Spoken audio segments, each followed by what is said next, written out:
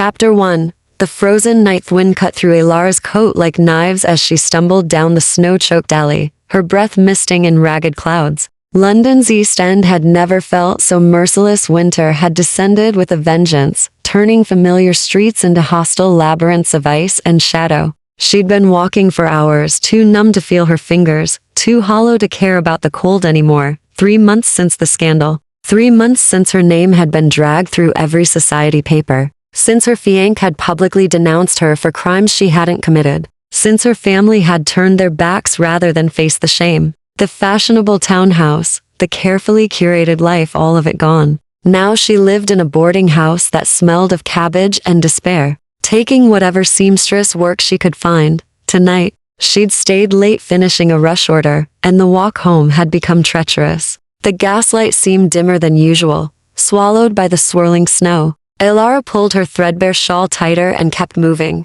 counting steps to distract herself from the gnawing emptiness in her chest. That's when she heard it, a child's cry, thin and desperate, nearly lost beneath the howl of the wind. She stopped, heart lurching. There it was again, coming from the narrow passage between two abandoned warehouses. Every instinct screamed at her to keep walking. This neighborhood wasn't safe after dark. People disappeared. But the cry came again, weaker now, and Elara found herself turning toward it before conscious thought could intervene. The passage was darker than the street, the buildings on either side blocking what little light remained. She felt her way along the brick wall, her boots crunching through ice-crusted snow. "Hello?" Her voice sounded small, swallowed by the storm. "Is someone there?" A whimper answered her two voices. She realized. Children. She found them huddled against the far wall, partially hidden behind a stack of rotting crates. A girl, perhaps 6 years old, clutched a smaller child, a boy no more than 4, against her chest.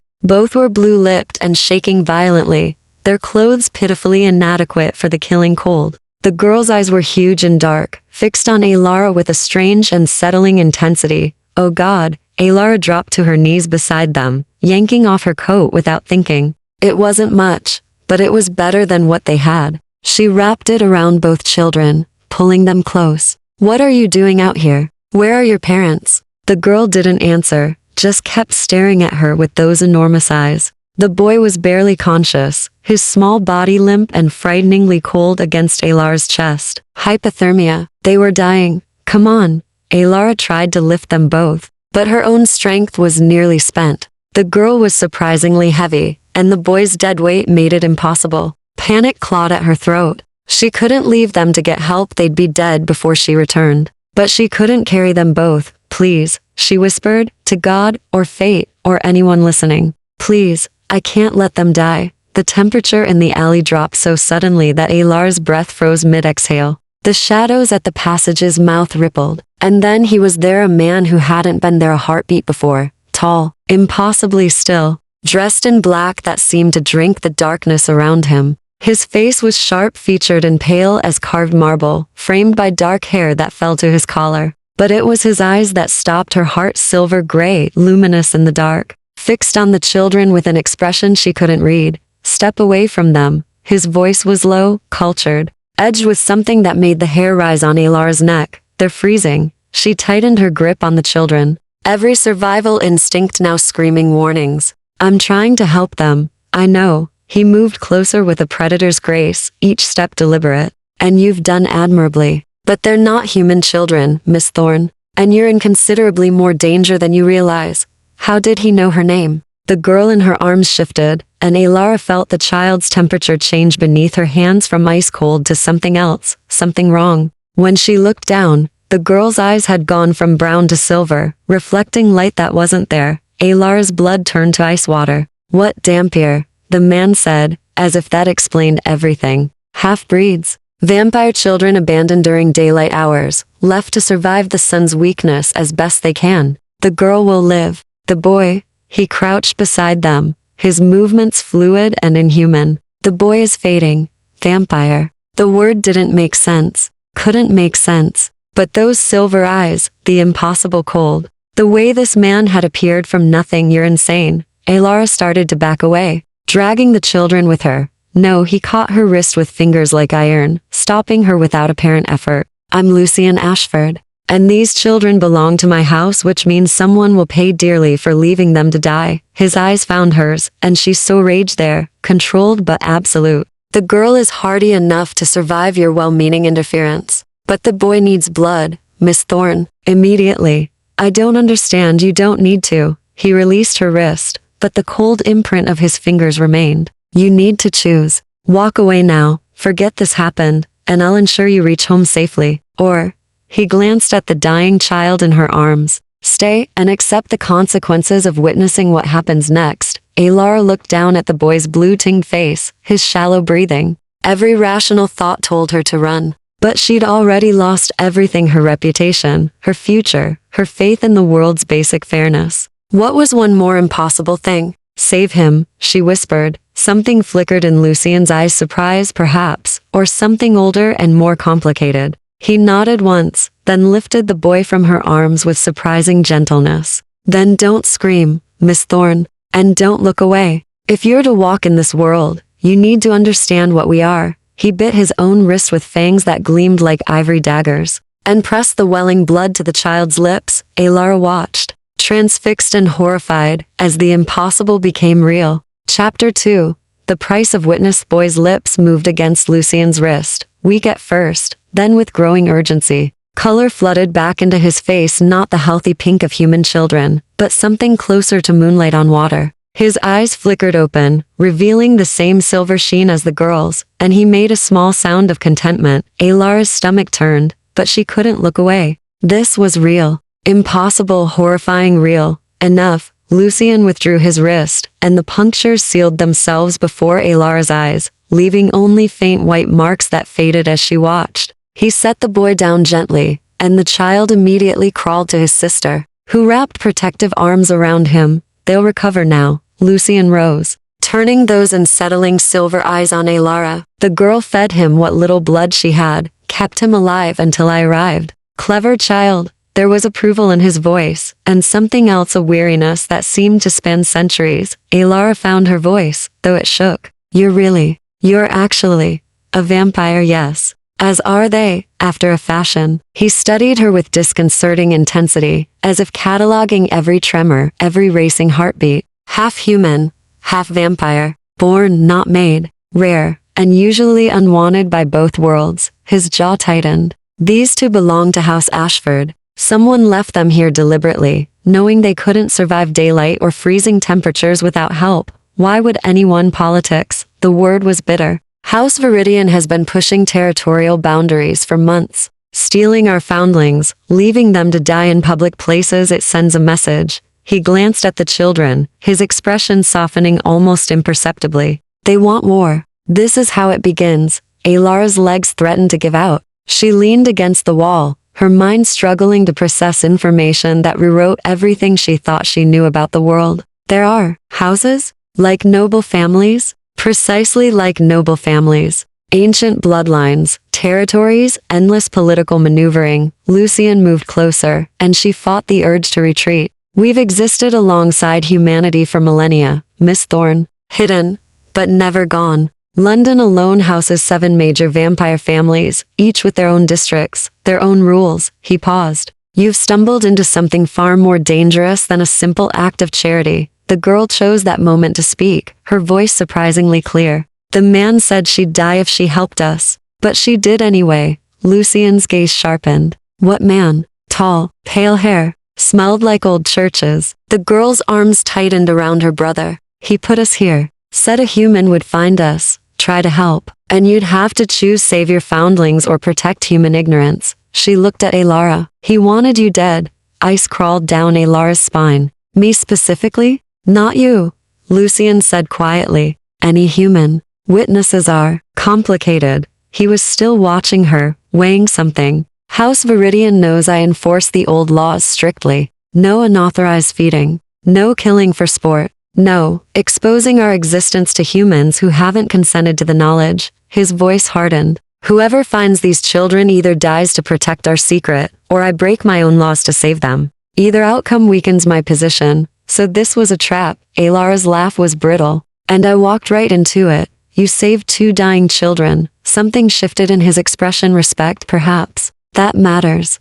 does it? She pushed off the wall, anger burning through the fear. You're going to kill me anyway, aren't you? That's what protect the secret means. I should. He said it without inflection, a simple statement of fact. It's the lawful response. The safe response. He moved closer still, until she could see faint threads of silver in his gray eyes, until she could feel the unnatural cold radiating from his skin. But you chose to stay when I gave you the chance to leave. You watched me feed that child my blood without fleeing or fainting. And now you're angry rather than begging for your life. The corners of his mouth lifted slightly. You're either remarkably brave or remarkably foolish, Miss Thorne, both apparently. Her heart hammered against her ribs. So what happens now? Lucian was silent for a long moment, something like an internal debate playing across his features. Finally, he said, You come with us. It's not safe for you here. Viridian's people will be watching to see what I do. If I let you walk away, they'll kill you themselves to force the issue.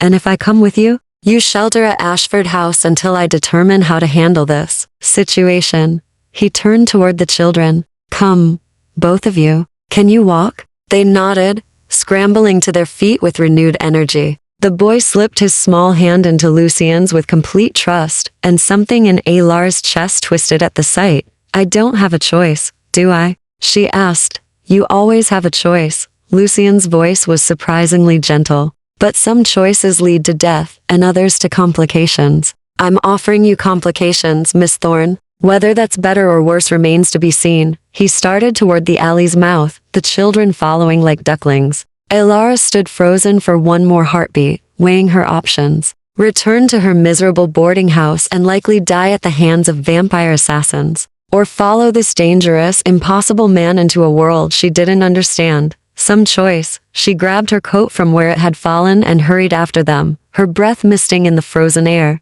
Lucian glanced back, something that might have been approval flickering across his face. Stay close, he said. The night has teeth, Miss Thorne. And now that you've seen what hides in the shadows will see you too. The snow swallowed their footsteps as they disappeared into the London dark, leaving the empty alley behind, like a doorway closed forever. Chapter 3.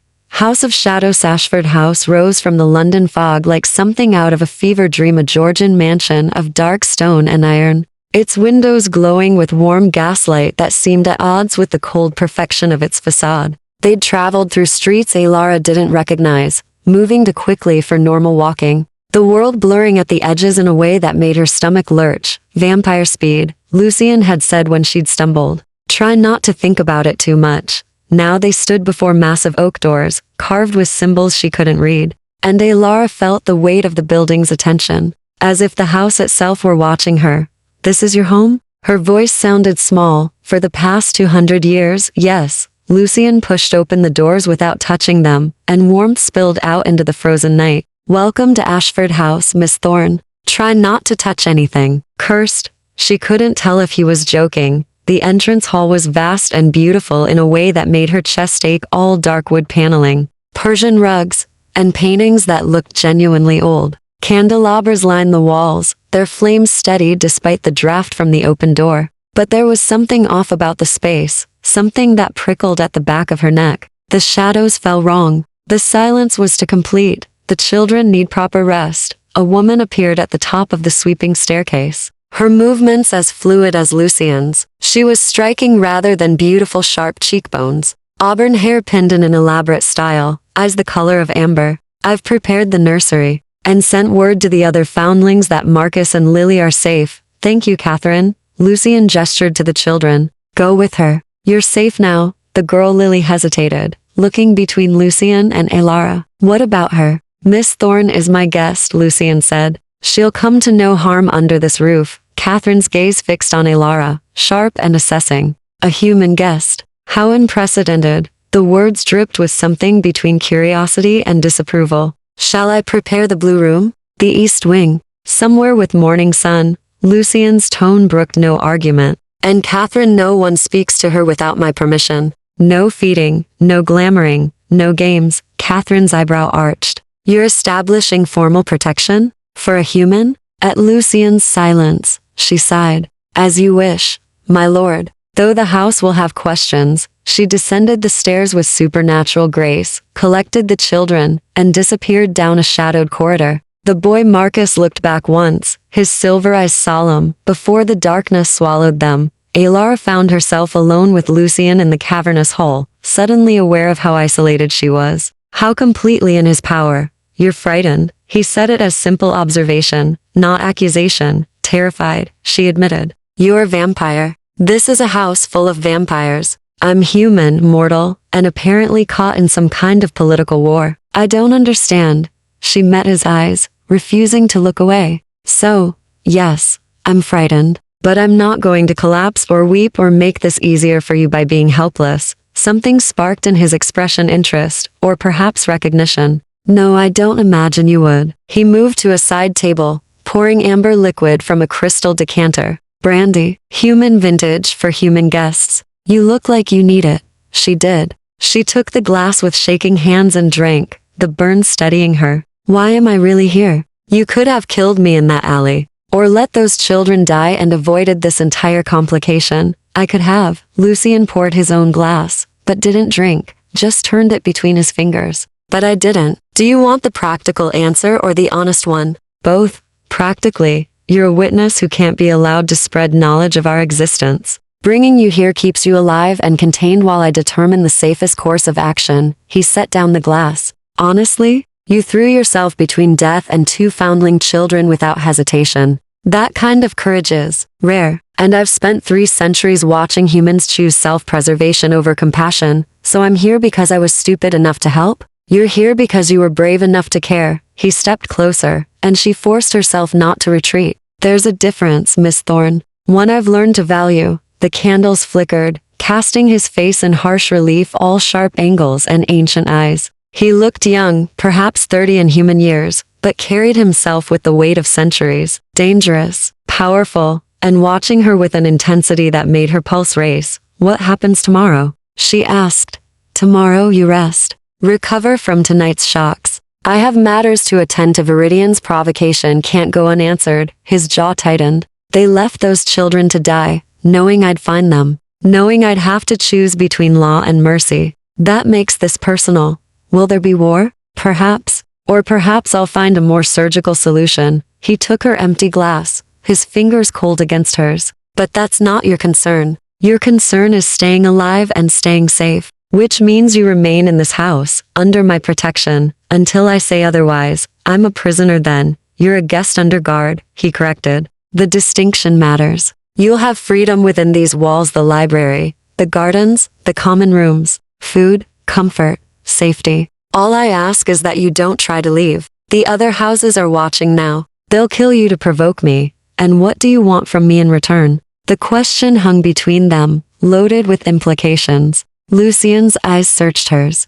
and for a moment she saw something beneath his controlled exterior. Loneliness, perhaps, or curiosity about this human who'd disrupted his carefully ordered world. "I don't know yet," he said finally. "Ask me again when you've had time to understand what you've walked into." Footsteps echoed from upstairs. Catherine, returning. "The room is ready, my lord. Show Miss Thorne to the east wing. Make sure she has everything she needs." Lucian turned back to Alara. "Rest well, Miss Thorne. Tomorrow, we'll discuss the rules of this world you've entered, and the price of seeing monsters clearly." He was gone before she could respond, vanishing into shadow as if he'd never been solid at all. Chapter 4. The waking Alara woke to unfamiliar silence.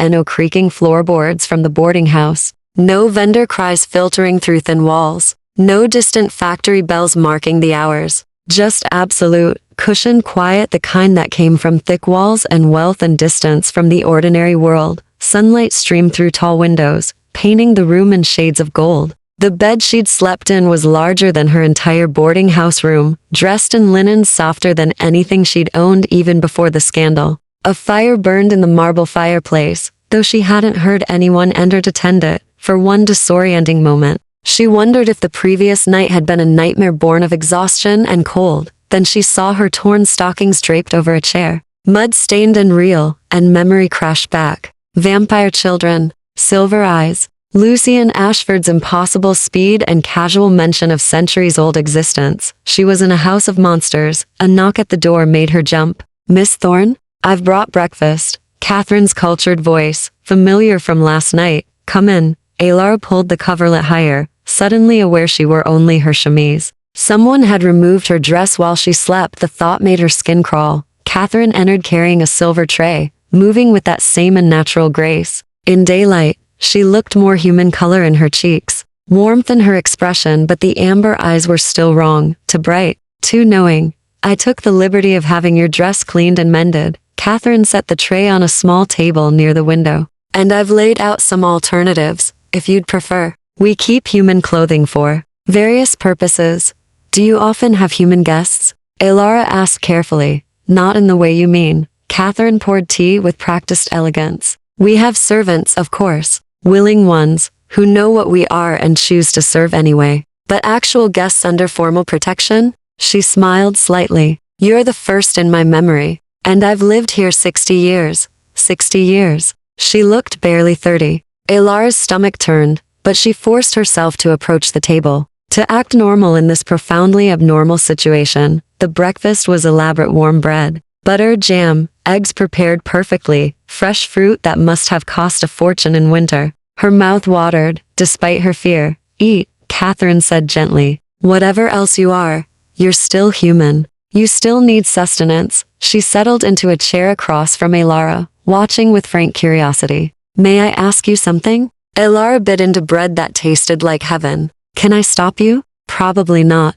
But courtesy matters, even between species. Catherine tilted her head. Why didn't you run? Last night, when Lucien gave you the choice, you could have fled. Most humans would have. I don't know. Alara had asked herself the same question through the sleepless hours before dawn. The children were dying. Running felt wrong, cowardly, even knowing what we are. Especially then, she met Catherine's amber gaze. They were children. Whatever else they were children left to freeze. That mattered more than my fear. Something shifted in Catherine's expression, surprise, perhaps, or reassessment. You're either very brave or very damaged, Miss Thorne. Possibly both, the latter certainly. The words slipped out before Alara could stop them.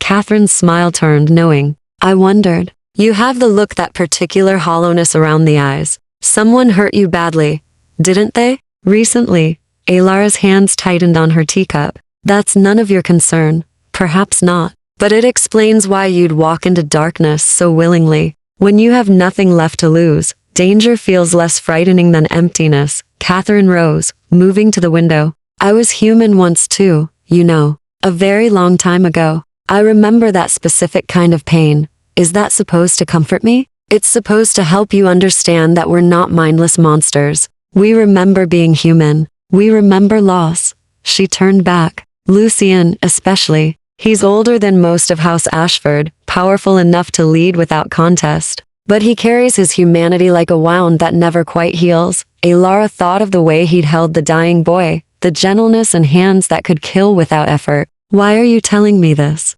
Because you'll be here for a while. Days at minimum. Possibly longer, depending on how Viridian responds to last night. Catherine's expression grew serious. And you need to understand what you're dealing with. Lucien will be formal, distant, carefully controlled. But that's armor, Miss Thorne. Under it, she paused, choosing words carefully. Lonelier than you can imagine. And more dangerous than you've yet seen. The warning settled like ice in Alara's stomach. Should I be more frightened? You should be cautious. Lucien follows his own moral code strictly, but vampire law is complicated. There are rules about humans who know our secrets, obligations, consequences. Catherine moved toward the door. He's trying to protect you. But protection and freedom aren't always compatible. Wait, Alara stood, the room, spinning slightly. What are the rules? What happens to humans who learn about vampires? Catherine's smile was sad. Traditionally, death or turning. Those are the only acceptable outcomes under house law. You either die with the secret, or become one of us and live forever with it. She let that sink in. Lucien is trying to find a third option, but I'm not sure one exists. She left before Alara could respond, the door closing with a soft click that sounded terribly final. Alara sank back into her chair, appetite gone. Death or turning. Those were her options. Either she'd die to protect vampire secrets, or she'd become like them, immortal, inhuman, forever changed. A third option. What could that possibly mean? The fire crackled cheerfully, oblivious to her spiraling thoughts. Sunlight painted golden squares across the Persian rug. Outside the window, she could see manicured gardens dusted with snow, beautiful and serene, a gilded cage, she thought. Beautiful, comfortable, and absolutely inescapable. Somewhere in the house, she heard movement, footsteps too light to be human, voices speaking in languages she didn't recognize. The house was waking, if vampires could be said to wake, and she was trapped in the middle of their world. A fragile human caught between ancient laws and impossible choices. She thought of Lucien's silver eyes, the way he'd looked at her with something almost like respect. Catherine's warning echoed in her mind, more dangerous than you've yet seen, but also lonely, also trying to protect her, also, perhaps, struggling with the same impossible situation. Alara finished her tea, tasting ash. Then she stood and moved to the wardrobe where Catherine had left clothing. If she was going to navigate this nightmare, she'd do it on her feet, dressed and ready. Whatever came next, she wouldn't face it cowering in bed. Chapter 5. Threads of Understand. Angela found Lucien in the library 3 hours later, after wandering corridors that seemed to shift when she wasn't looking.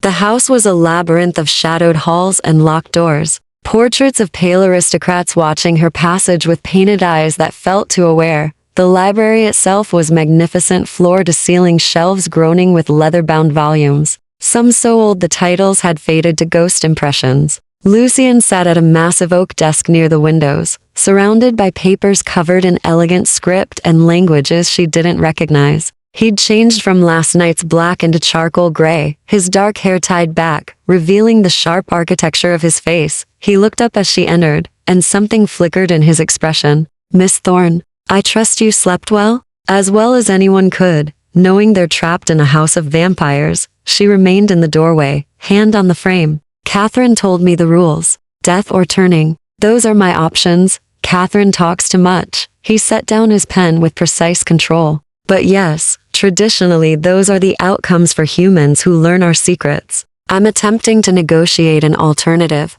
"With who?" "The Council of Houses. 7 vampire families govern London, Miss Thorne, each with their own territories, laws, and political ambitions. I lead House Ashford, but I don't rule alone." He gestured to the papers. "I'm drafting a proposal, formal protection for you as a sanctioned witness. It's unprecedented. Will it work? I don't know." His honesty surprised her. "House Viridian will oppose it out of spite. House Corvus may support me, or use this as leverage for future favors. The others will weigh political gain against tradition." He stood, moving to the window. "The council meets in 3 nights. Until then, you remain here." Alara stepped fully into the room, her fear wrestled into something more manageable. "Catherine said you were trying to protect me, but she also said you were dangerous." "I am both." He turned to face her, backlit by weak winter sun. "I've killed, Miss Thorne, hundreds of times over 3 centuries. Some deaths were necessary, some were justice. Some were simply because I was young and hadn't yet learned to value human life above my own convenience." His voice remained steady, clinical. "I'm not asking you to trust me. I'm asking you to understand what I am. A monster trying to be better, perhaps, or a monster who's simply grown tired of being monstrous." He moved closer, and she noticed details she'd missed last night, the silver threading through his gray eyes, the absolute stillness of his chest. No breathing, no heartbeat. A beautiful corpse animated by something beyond her understanding. 3 nights, Miss Thorne. Can you survive 3 nights in this house without losing your mind? I survived 3 months of public shame. 3 nights seems manageable. The words came out sharper than intended. Yes. Catherine mentioned you had the look of someone recently broken. He tilted his head, studying her. What happened? She shouldn't answer. Shouldn't share her pain with this dangerous creature. But something in his ancient eyes, some echo of genuine curiosity, pulled the words free. My fiancé accused me of embezzlement. Claimed I'd stolen from his family business, falsified records, pocketed thousands of pounds. Her laugh was bitter. His cousin was the actual thief, but she was smarter. She planted evidence in my handwriting, testimony from paid witnesses, bank transfers that trace back to accounts opened in my name, and no one believed you.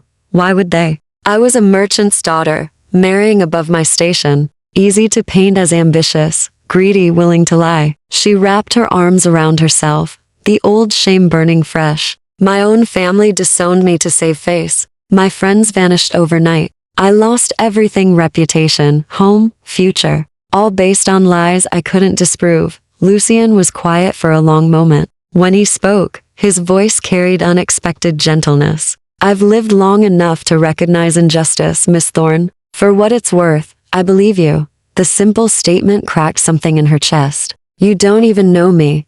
I know you risked your life for dying children. I know. You're standing in a vampire's library, demanding answers instead of weeping or begging. He moved closer still, near enough that she could see the faint scars on his hands, white lines against marble skin. Character reveals itself in crisis. Yours revealed courage and compassion. I doubt very much it would also reveal theft. Tears pricked her eyes, and she blinked them back furiously. Don't be kind to me. It makes this harder. This? Being here. Staying calm. Not thinking about how easily you could kill me. I could, he agreed. But I won't. You have my word, Miss Thorne. Whatever else happens, you're safe from me. She wanted to believe him. Wanted it with a desperation that frightened her almost as much as the fangs she'd seen last night. Why do you care? I'm just a human. Mortal. Temporary. Why go through all this trouble? His expression shifted, something raw and quickly hidden. Because I'm tired of watching good people suffer while the cruel thrive. Because House Viridian's games sicken me, and you were caught in crossfire, not of your making. He paused. And because you remind me of someone I failed to save, a very long time ago. The admission hung between them, weighted with centuries of regret. Who? Elara asked softly. My sister. Human.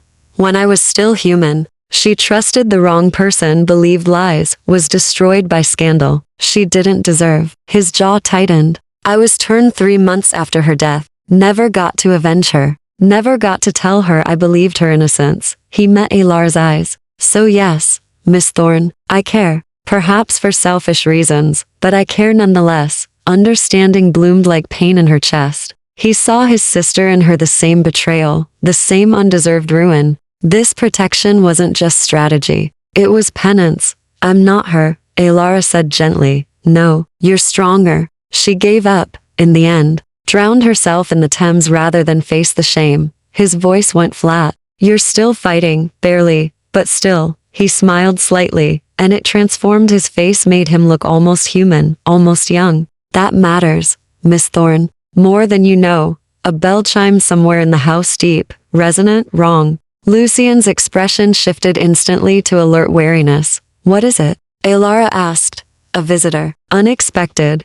He moved toward the door with predatory speed. Stay here. Don't leave this room until I return. Lucien, please. The word was urgent, almost desperate. Trust me this once. Stay hidden. Then he was gone, leaving Elara alone in the library with growing dread, and the echo of that terrible bell still ringing in her bones. Chapter 6. The serpent's visitellera pressed herself against the library shelves, heart hammering as voices drifted up from the entrance hall below. Lucien's, cool and controlled, and another male, smooth as poisoned honey, speaking with an accent she couldn't place. Ashford. How delightful to find you home during daylight hours. Though I suppose that's the advantage of old age and strong blood tolerance for the sun's touch. Viridian. Lucien's voice carried a warning. You're far from your territory. State your business. Viridian. The rival house. The one that had left Marcus and Lily to die. Elara crept toward the library door, knowing she should obey Lucien's order to stay hidden, but unable to resist. She eased it open a crack, peering down into the grand entrance hall. The visitor was tall and pale-haired, dressed in deep burgundy that made his skin look like bleached bone. Beautiful in the way of poisonous flowers, sharp features, cruel mouth, eyes the color of winter ice. He smiled up at Lucien with practiced charm that didn't reach those cold eyes. Business? Must there always be business between old friends? Viridian's laugh was crystalline. I merely came to offer congratulations. I hear you recovered your lost foundlings. Such a relief. Children can be so fragile. You left them in that alley. Lucien descended the staircase with lethal grace. Don't insult us both by pretending otherwise. Did I? How careless of me. Viridian examined his manicured nails. Though I wonder, did you recover them yourself? Or did you have help? Witnesses, perhaps? The temperature in the hall dropped. Elara felt it, even from her hiding place, cold enough to frost her breath. My house affairs are not your concern, Lucian said softly, dangerously. But they are. When you break council law, it becomes everyone's concern. Viridian circled Lucian like a predator sending blood. You see, I have witnesses of my own. A human woman, seen leaving that alley with you, seen entering this house. Still here, unless I'm very much mistaken. Alar's blood turned to ice. The council hasn't met, Lucian countered. No law has been broken until they rule on it. Semantics. You're harboring a human witness to vampire activity. That's forbidden under any interpretation. Viridian's smile widened. Unless, of course, you've already dealt with her, drained her, turned her. He inhaled deeply, theatrically. But no, I smell living human blood. Warm, terrified, exquisitely mortal. He was looking directly at the library door. Lucian moved between them in a blur, blocking Viridian's line of sight. You have no authority in my house. True, but I have authority to report violations to the council. Imagine their response. Stoic Ashford, so righteous about the old laws, caught breaking the most fundamental rule. Viridian's voice dripped satisfaction. They'll demand her death, or her turning, and you'll have no choice but to comply, unless the council grants her protected status. Viridian laughed, genuine amusement this time. Protected status? For a human? Ashford, you can't be serious. The council will never. They might, if presented with proper justification. What justification could possibly? Viridian stopped, understanding dawning. Oh, how delicious. You actually care about her. His eyes gleamed with malicious delight. The unshakable Lord Ashford, emotionally compromised by a fragile human. This is better than I'd hoped. Get out. Lucian's voice went flat, utterly devoid of inflection. More frightening than any shout. Or what? You'll attack me in your own home? Start a war over a mortal girl? Viridian stepped closer, fearless.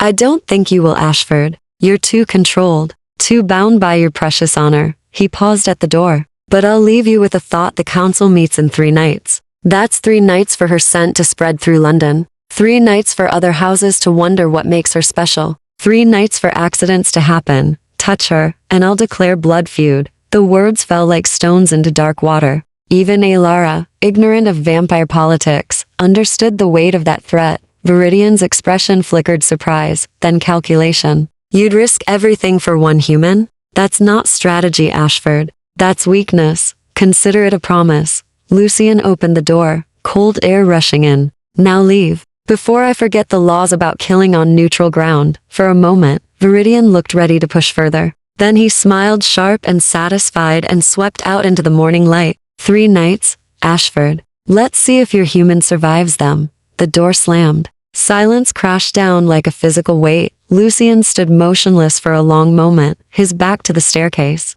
Then, without turning, you can come out now, Miss Thorne. I know you were listening. Alara emerged from the library on shaking legs, descending the stairs slowly. I'm sorry. I should have stayed hidden. It wouldn't have mattered. Viridian knew you were here before he arrived. Lucian finally turned, and she saw fury in his eyes, cold, controlled, absolute. He brought witnesses, posted them around the house to confirm your presence. This was theater, Miss Thorne. He wanted you to hear, wanted you frightened. It worked. Her voice trembled despite her best efforts. He's going to kill me, isn't he? Before the council can rule? He's going to try. Lucian moved up the stairs toward her, his expression softening slightly. But I meant what I said. Blood feud. If he touches you, I'll hunt him and everyone loyal to House Viridian until none remain. That's not an idle threat, it's vampire law. Sacred and binding. You'd start a war for me? I'd start a war to prevent men like Viridian from treating human lives as game pieces. He reached her, standing 1 step below so their eyes were level. You saved those children because it was right. I'll save you for the same reason. And because, he paused, something complicated crossing his face. Because you deserve better than being sacrificed to political games. Alara searched his eyes, those impossible silver-gray eyes that had seen centuries pass. Your sister, the one who died. What was her name? Margaret. His voice went soft. She was kind, believed the best in people. It destroyed her. I'm not kind, Alara said. I'm angry and bitter, and so tired of being afraid. I know. He smiled slightly. That's why you'll survive this. Margaret gave up. You won't. How can you be sure? Because you're still standing here demanding answers instead of collapsing. Because you looked at Viridian's threat and got angry rather than broken. He reached out slowly, giving her time to pull away, and touched her cheek with cold fingers. You have steel in you, Alara Thorn. More than you know. It was the first time he'd used her given name. The intimacy of it sent heat through her chest. Complicated and dangerous. 3 nights, she whispered. Can we really survive 3 nights? We'll survive, Lucian promised. Though it won't be pleasant. Viridian will escalate more provocations, more pressure, possibly direct assault. I'll need to increase security. Keep you close. How close? His eyes held hers, intense and unreadable. Close enough that I can protect you. Which means you don't leave my sight until the council rules. The implications hung heavy between them. 3 days and nights in constant proximity to this dangerous, lonely, impossible man, who looked at her like she mattered. All right, Alara said, surprising herself. Then I suppose we'd better learn to tolerate each other. Lucian's laugh was quiet and genuine. I suppose we had better. Chapter 7. Under Sigurði came. At midnight on the second day, Alara woke to the sound of shattering glass and screams, inhuman screams that raised every hair on her body. She bolted upright in the darkness, heart pounding, disoriented in the unfamiliar room. The door burst open. Lucian stood silhouetted against the hall's dim light, already dressed, his eyes blazing silver. Get up, now, don't ask questions. She scrambled from the bed, still in her nightgown, bare feet hitting cold floor. What's happening? Viridian's people, attacking the house. He threw her a thick robe. Put this on. Stay behind me. Do exactly as I say. More glass shattered somewhere below. Catherine's voice rose in a language Alara didn't know, sharp with fury. The house itself seemed to shudder, as if the building were alive and under assault. Lucian grabbed Alara's hand, his grip ice cold but steady, and pulled her into the corridor. Other vampires rushed past, moving with supernatural speed, faces transformed into something predatory and terrible. Fangs bared, eyes glowing, beautiful monsters, dropping any pretense of humanity. The safe room, Lucian said to Catherine as she appeared, blood streaking her face. Is it ready? Yes. But they're already inside the east wing. 6 of them, maybe more. Catherine's amber eyes found Alara. They're hunting her specifically, calling for the human witness. Lucian's jaw tightened. Then we give them a fight. He dragged Alara down a narrow servant staircase, moving so fast her feet barely touched the steps. They emerged into a part of the house she hadn't seen, older, stone-walled, medieval in its stark simplicity. A heavy iron door stood open, revealing a small chamber lined with silver symbols. Inside, Lucian ordered, "What about you?" "I'm ending this." He pushed her gently but firmly toward the door. "The room is warded. They can't enter. You'll be safe until." An explosion of sound above them would splintering, stone cracking. A vampire crashed through the ceiling in a shower of debris, landing in a crouch between Alara and the safe room. He was young, perhaps turned in his 20s, with Viridian's pale hair and cruel smile. "Found you." His voice was eager, delighted. "The little human who's caused so much trouble." Lucian moved like lightning, but another vampire dropped through the hole, a woman with black hair and blood-red eyes. She caught Lucian mid-strike, throwing him back against the wall with inhuman strength. "Just the girl," the woman said. "Viridian wants her alive. For now." The young vampire lunged for Alara. She stumbled backward, tripping over her robe, hitting the floor hard. He was on her in an instant, cold hands pinning her shoulders, fangs descending toward her throat, and then he wasn't. Alara blinked, disoriented. The vampire was 10 feet away, impaled on a silver-tipped spike that had erupted from the floor. He writhed, screaming, smoke rising from the wound. She looked down. Her hand rested on a carved symbol in the stone floor, still glowing faintly silver. "The wards," Lucian breathed. He was bleeding from a gash across his face, grappling with the female vampire. Alara touched them again. "All of them you can reach." She didn't understand, but didn't hesitate. Her fingers found another symbol, pressed hard. Silver light blazed through the stone. And suddenly the walls were alive with glowing patterns, ancient vampire runes forming a deadly web. The female vampire shrieked as silver chains erupted from the walls, wrapping around her limbs. She fought, impossibly strong, but the chains held. More vampires poured through the hole above, and Alara kept pressing symbols, kept activating wards. She didn't understand, but that responded to her human touch as if they'd been waiting. It's keyed to mortal blood. Catherine appeared, bloodied but triumphant. The old protections. Only humans can activate them. She grabbed Alara's hand, dragging her to the next symbol. Again, there. The house became a trap. Silver light burned through every corridor, every room, catching Viridian's vampires like flies in a web. Their screams were terrible rage and pain and shock that their ambush had turned against them. Lucian fought with brutal efficiency. No longer restrained by the need to protect Alara, he moved through the attackers like death itself, ancient and terrible and utterly without mercy. This was the monster Catherine had warned about, the creature who'd killed for 3 centuries and was very, very good at it. Within minutes, it was over. The surviving attackers fled through shattered windows, dragging their wounded. The house fell silent except for ragged breathing and the crackle of silver-burned stone. Lucian stood in the center of the carnage. Blood splattered and breathing hard, more from fury than exertion, Alara suspected. His eyes found hers across the ruined corridor. "Are you hurt?" She shook her head, unable to speak. Her hands were still glowing faintly silver from touching the wards. He crossed to her in 3 strides, taking her hands in his, examining them with unexpected gentleness. "The old magic recognizes you. Mortal blood, freely given to protect this house." His voice was rough. "You saved us, Alara. We should have been overwhelmed, but you turned our own defenses into weapons. I don't understand." She was shaking now, shock setting in. "How did I later?" He pulled her against his chest, and she felt no heartbeat, only cold solidity and the lingering scent of violence. "You're safe. That's what matters." Catherine approached, wiping blood from a wicked-looking blade. "They'll report back to Viridian. He'll know his ambush failed." "No," she activated the wards. "Good." Lucian's arms tightened around Alara. "Let him know. Let him understand that she's not defenseless." He pulled back, looking down at her with something like awe. "And let him wonder what else she might be capable of." Alara met his eyes, seeing her own reflection in silver, wild-haired, terrified, but still standing, still alive. "What am I capable of?" "I don't know yet."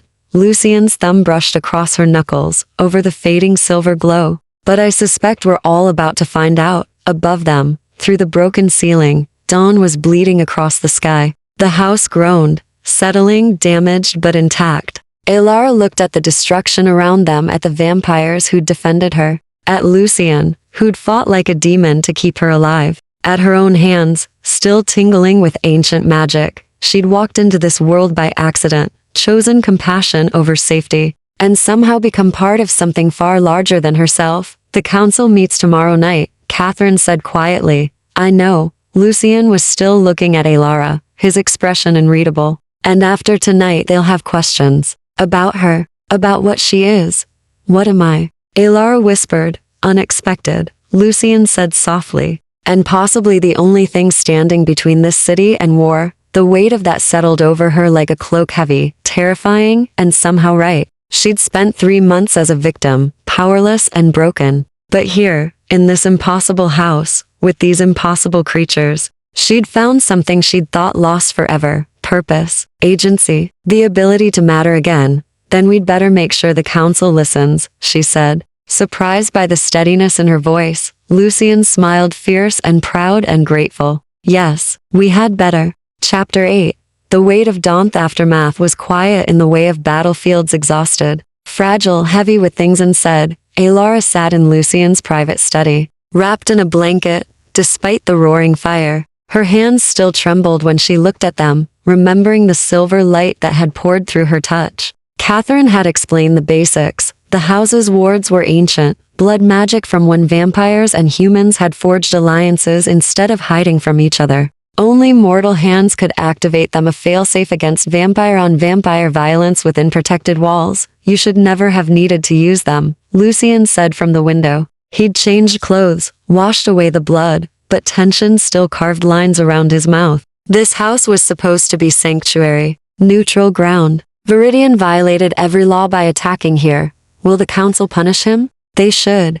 His voice was bitter. But politics complicate everything. Viridian will claim he was defending against a human threat, that you're dangerous. Proof that I've grown too sympathetic to mortals. A weakness that endangers all vampire kind. He turned to face her. He'll argue that tonight proves his point. That you wielding our own magic makes you too powerful to live. The words should have terrified her. Instead, Alara felt a strange calm settling over her bones. And what will you argue? That you saved vampire lives tonight. That you could have fled during the attack but chose to fight alongside us. That you're not a threat, you're an asset. He moved closer, settling into the chair across from hers. And that killing you would be the greatest waste I've seen in 3 centuries. Something warm unfurled in her chest at the conviction in his voice. You're risking everything for me. Your position, your house's safety, maybe your life. Why? Lucien was quiet for a long moment, staring into the fire. When he spoke, his voice was softer than she'd ever heard it.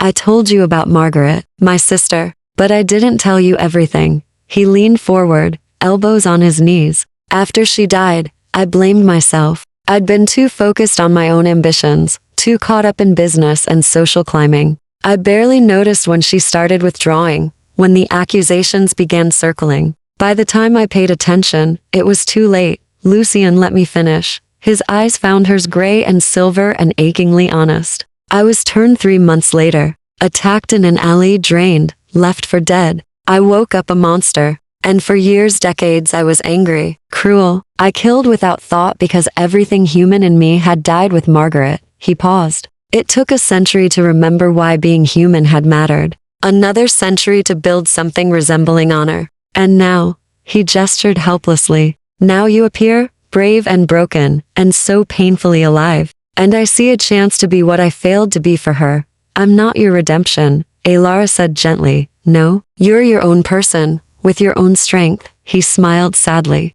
But saving you, protecting you, that's mine. Call it selfishness if you want. Call it penance. Either way, I'm not letting them take you. The fire crackled, filling the silence. Alara studied him, this ancient, dangerous creature who looked at her like she was precious. Like she mattered beyond her usefulness or her mortality. What happens tomorrow night? She asked. At the council meeting? You'll be presented as a witness under formal protection. I'll argue your case. The other houses will vote. His jaw tightened. We need 4 of 7 votes to approve protected status. I have my own vote. House Corvus owes me favors, they'll likely support us. That's 2. We need 2 more from the remaining 5 houses. And if we don't get them, then vampire law demands either your death or your turning. He said it without inflection, but she heard the carefully controlled fear beneath. I won't turn you without consent. That leaves death, which I also won't allow. So we'd be fugitives, yes. I'd take you somewhere safe away from London, away from the council's reach. We'd disappear. He met her eyes. It would mean abandoning everything. My house, my position, 3 centuries of carefully built alliances. But I'd do it.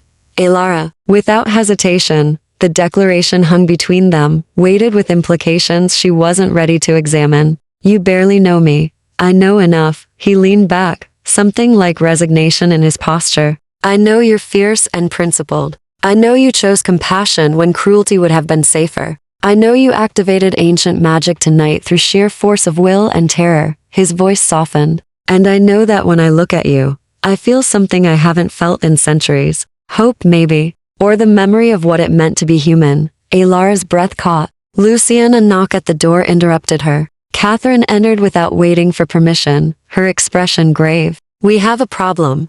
Another attack? Lucien was on his feet instantly. No, a message. From House Corvus. She held out a sealed letter, black wax, stamped with a raven. They're withdrawing their support. Viridian got to them first, offered territorial concessions in exchange for voting against protected status. The temperature in the room plummeted. Lucien took the letter, read it in silence, then very carefully set it in the fire. They watched it burn, the wax, hissing and spitting. So we only have 1 guaranteed vote, Alara said quietly. Yours? Yes. Lucien's voice was flat. Which means we need 3 more from houses that have no reason to help us, and every reason to appease Viridian. He turned to Catherine. Options? Limited. House Mordain hates Viridian personally, old blood feud. We might sway them. House Blackwood is neutral, scholarly. If we can prove Alara's activation of the wards was significant historically, they might vote for preservation rather than destruction. Catherine's expression darkened.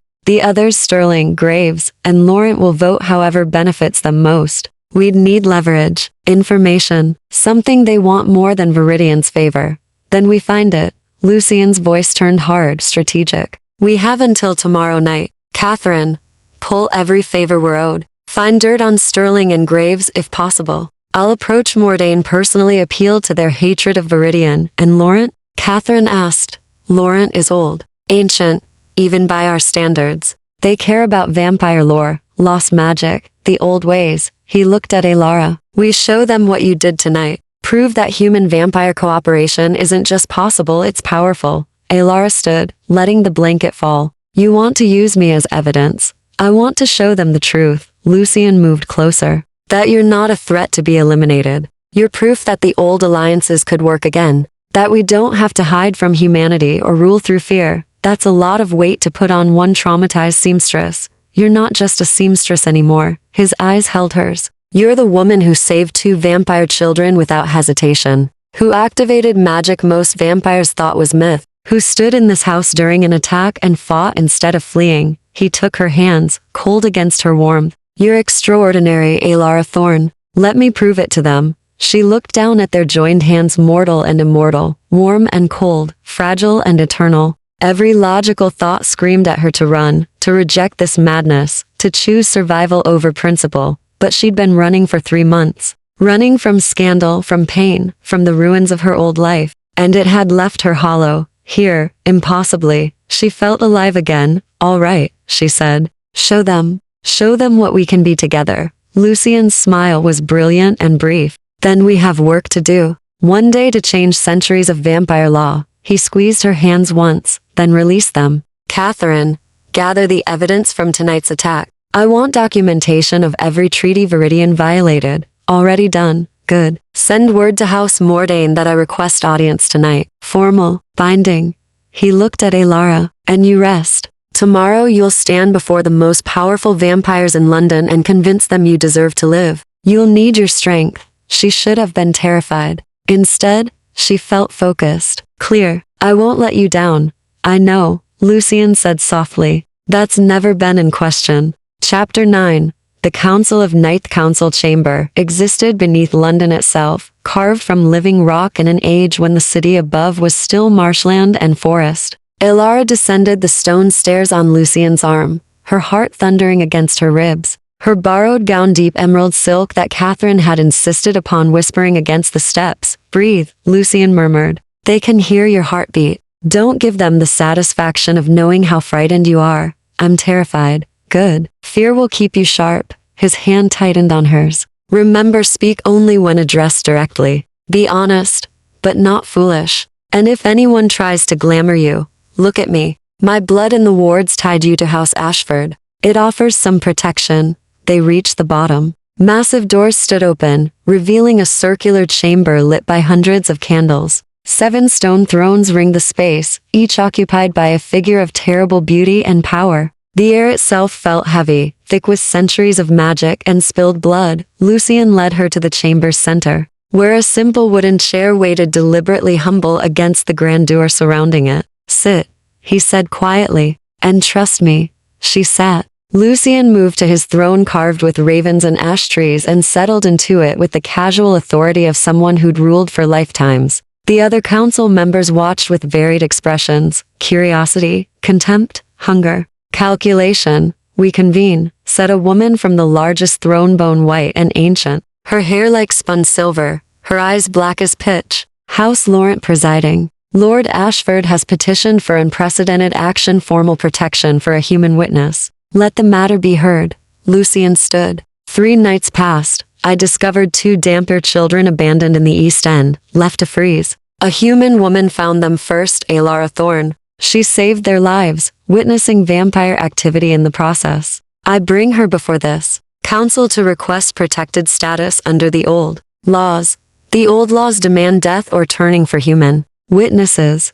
This from a sharp-featured man on a throne of black iron. House Graves, Alara guessed. Why should we deviate from centuries of precedent? Because Miss Thorne is not simply a witness. She's proof that human-vampire cooperation can benefit us all. Lucien gestured to Alara. 2 nights ago, House Viridian attacked Ashford House, seeking to kill her. During that attack, Miss Thorne activated our defensive ward's ancient magic that only mortal blood can trigger. She saved vampire lives using power we thought lost. Murmurs rippled through the council. The silver-haired woman, Lady Laurent, leaned forward. Activated the wards? Impossible. That magic hasn't functioned in for centuries, yet it did. Catherine stepped from the shadows, carrying a wooden box. We documented the event. Testimony from 6 witnesses, including myself. Physical evidence of silver burn on the attackers. And this. She opened the box, revealing a stone tile still faintly glowing, removed from the floor where Miss Thorne's blood touched during the attack.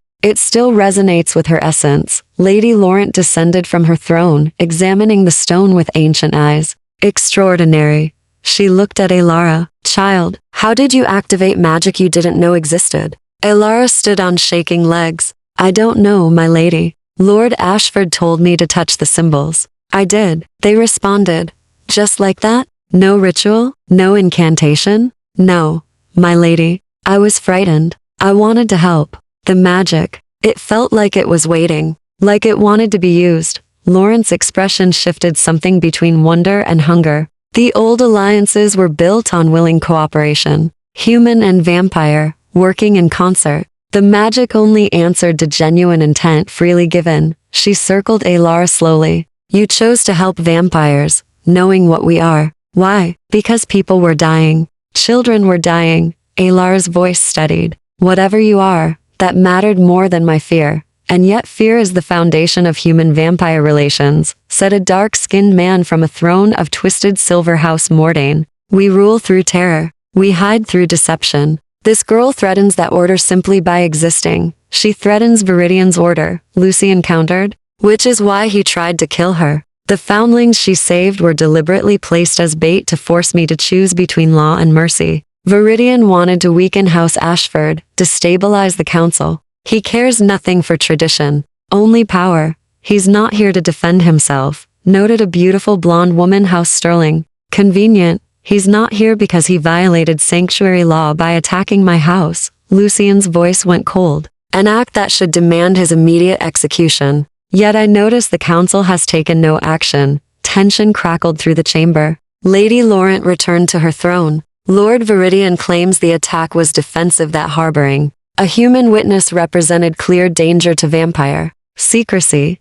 Then let him explain why his people specifically targeted Miss Thorne, while shouting that she must die. Catherine's voice was sharp. We have 3 surviving attackers in custody. All confirmed their orders were assassination, not investigation. Irrelevant. This from a corpse-pale man on a rust-stained throne, House Blackwood. The question isn't Viridian's guilt. It's what we do with the girl. She knows too much. She's seen too much. And now she's touched old magic. His eyes fixed on Elara. She's either an asset or a threat. We must decide which. I propose an alternative, said Lady Laurent. Her black eyes glittered with something Elara couldn't read. The girl activated wards we thought dead. What else might she activate? What other old magics might respond to willing human cooperation? She smiled, showing fangs. I vote for protection, not out of mercy, but curiosity. I want to study her, understand how the magic recognized her, perhaps even recreate the old alliances, if such a thing is possible. Elara's blood ran cold. Study, like a specimen,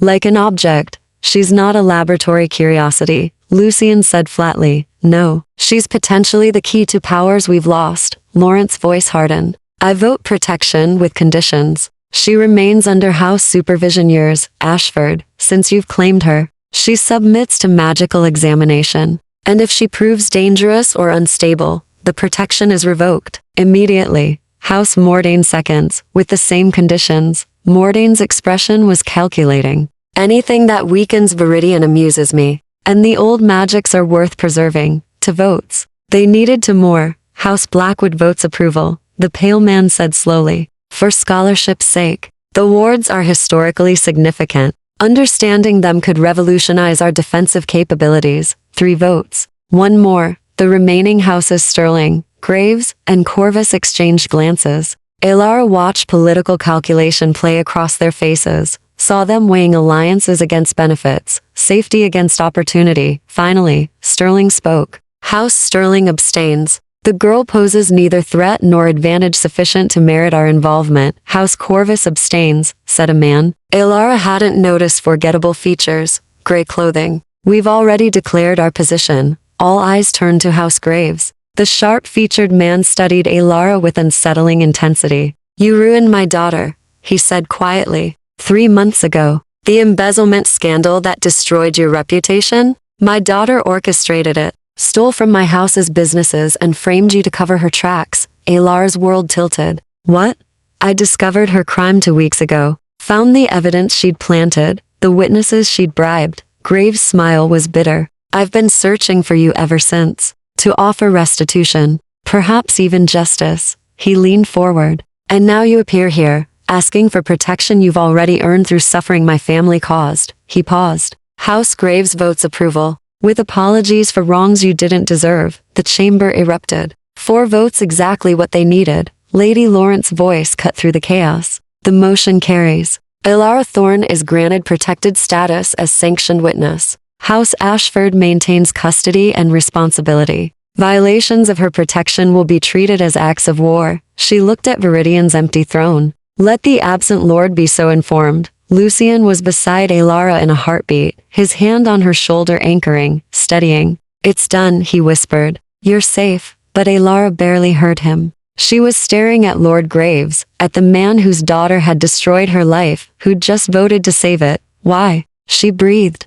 Graves met her eyes. Because monsters should face consequences, Miss Thorne, even when they're our own children. Chapter 10. The Choice Between Worlds 3. Weeks later, Alara stood in Ashford House's winter garden, watching snow fall through the glass ceiling. The city beyond the walls had returned to its ordinary chaos, merchants shouting, carriages rattling over cobblestones, humanity rushing through their brief lives. But here, in this impossible sanctuary, time moved differently. She'd learned so much in those 3 weeks. The politics of vampire houses, intricate as any royal court. The feeding ethics that governed their survival, consent always, glamour only when freely permitted, killing never except in lawful defense. The strange domesticity of immortal creatures trying to build something resembling civilization in the shadows. And Lucian. She'd learned Lucian most of all. You're thinking too loudly. His voice came from behind her, warm with amusement. I can hear your heart racing from across the room. She turned. He stood in the doorway, dressed simply in dark wool, his hair loose around his shoulders. 3 weeks of proximity had made him familiar, the way he tilted his head when listening. The slight smile that meant genuine pleasure. The stillness that came over him during daylight hours when vampire nature demanded rest, but ancient blood allowed resistance. Lord Graves sent another letter, she said, offering formal restitution, money, property, even legal action against his daughter if I want it. Do you? I don't know. Alara turned back to the snow. 3 months ago, I would have done anything for vindication. For proof I wasn't the thief they claimed. She laughed softly. Now it feels distant, like it happened to someone else. Lucian moved beside her, close enough that she felt the cold radiating from his skin. You've changed, grown harder in some ways, softer in others. Is that good or bad? It's honest. He was quiet for a moment. Lady Lawrence sent word today. She wants to begin the magical examinations next week. Understanding how you activated the wards, whether you can recreate it, what other old magics might respond to you. Alara's stomach tightened. I agreed to that. It was part of the protection conditions. You agreed under duress. You don't have to go through with it. His voice was careful, controlled. I can petition the council for exemption. Argue that the examinations pose medical risk, that forcing cooperation violates the spirit of willing participation, and if they refuse, then we leave. Tonight if necessary. I meant what I said, Alara. I won't let them use you. She studied his profile, sharp and pale against the gray winter sky. You'd really walk away from everything? 3 centuries of building House Ashford, all your alliances and power, just to protect me? Yes.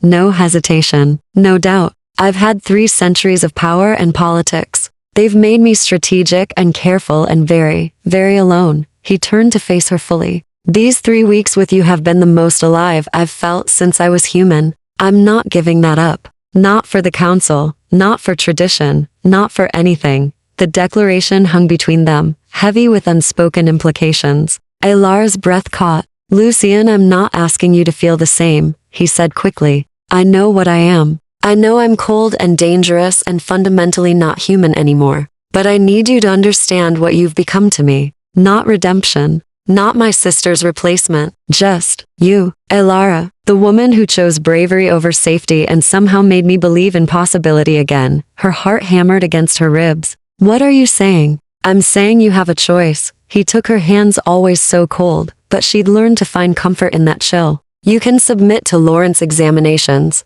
stay under house protection, live in this strange twilight world between human and vampire. Or you can take Graves' restitution, return to humanity, rebuild the life that was stolen from you. You have the proof of your innocence now. You could go back. And you? I'll ensure you're safe regardless. Set you up with funds, protection, whatever you need. You'll never have to fear Viridian or any other vampire. His jaw tightened. But I won't follow you into the human world. That would be selfish. You deserve a real life, Elara. Daylight and warmth and mortality. Not eternity, trapped with a creature who can only love you by halves. The word hung in the air between them, love. He'd said it without saying it, offering everything while asking for nothing. Elara felt tears prick her eyes. You're giving me permission to leave. I'm giving you freedom. It's all I have to offer that matters. His thumbs traced circles on her wrists, over her racing pulse. 3 weeks ago, you walked into this world by accident. Now you know what it costs, what it means. I won't trap you here through obligation or protection. You choose, Elara, freely. She looked at their joined hands, mortal and immortal, warm and cold, alive and undead. Thought of the human world waiting beyond these walls. The vindication Graves offered. The chance to reclaim her old life, her old dreams, everything the scandal had stolen. And then she thought of Lily and Marcus, the vampire children who'd started this entire impossible journey. Of Catherine's dry wit and unexpected kindness. Of the library where she'd spent hours learning vampire history. The gardens where she'd walked with Lucian through winter nights, talking about everything and nothing. Of the way his eyes softened when he looked at her, as if she were something precious and miraculous. Of the electric feeling of mattering again. Of having purpose beyond mere survival. What if I don't want to go back? She whispered. Lucian's eyes widened. Elara, I was hollow before I met you. Playing at life without actually living. The scandal didn't just ruin my reputation, it killed something in me. Hope, maybe. Or faith that the world could be good. She squeezed his hands. But here, in this impossible house with impossible creatures, I found it again. Not because you fixed me. Because you gave me space to be broken and brave simultaneously. You don't know what you're saying. A life with vampires means danger, darkness, watching everyone you knew grow old and die while you remain frozen. I'm not asking to be turned, she interrupted. I don't want immortality. I want. She took a shaky breath. I want this. Whatever this is between us. However long my mortal life allows. I want to study with Laurent, learn the old magics, maybe help rebuild the alliances that used to exist. I want to stay in this strange twilight world and see what we can build together. It won't be easy. Nothing worth having ever is. She stepped closer. Until she could feel the cold radiating from him. Until her warmth met his chill and created something entirely new between them. I'm not afraid of difficulty, Lucian. I'm afraid of wasting the second chance you've given me. Of choosing safety over significance. His control cracked. She saw it in his eyes, hope and fear and desperate longing. If you stay, I'll spend every moment trying to be worthy of that choice. You already are. She rose on her toes, bridging the distance between human and vampire, mortal and immortal, warm and cold. Now stop being noble, and kiss me before I lose my courage. His laugh was breathless and amazed. As you wish. He kissed her softly, at first careful, as if she might shatter. But she leaned into him, into the impossible, cold and absolute certainty of his embrace, and the gentleness gave way to something deeper. Hunger and tenderness. Passion and restraint. Centuries of loneliness meeting one fragile human's fierce determination to matter. When they finally broke apart, both breathless, despite only one needing air, Lucian pressed his forehead to hers. I'll protect you. For however long you'll let me, and I'll remind you what it means to be human, Elara promised. Fair trade? More than fair. He pulled her close, wrapping her in cold arms that felt more like home than anywhere she'd ever lived. Welcome to your new life, Elara Thorne. Strange and dangerous and utterly unprecedented. She smiled against his chest. I wouldn't have it any other way. Outside. Snow continued falling over London, over the human city and the vampire world beneath, over old scandals and new alliances. over the impossible space where mortal courage met immortal devotion, and created something neither wholly human nor entirely monstrous, something perhaps like hope.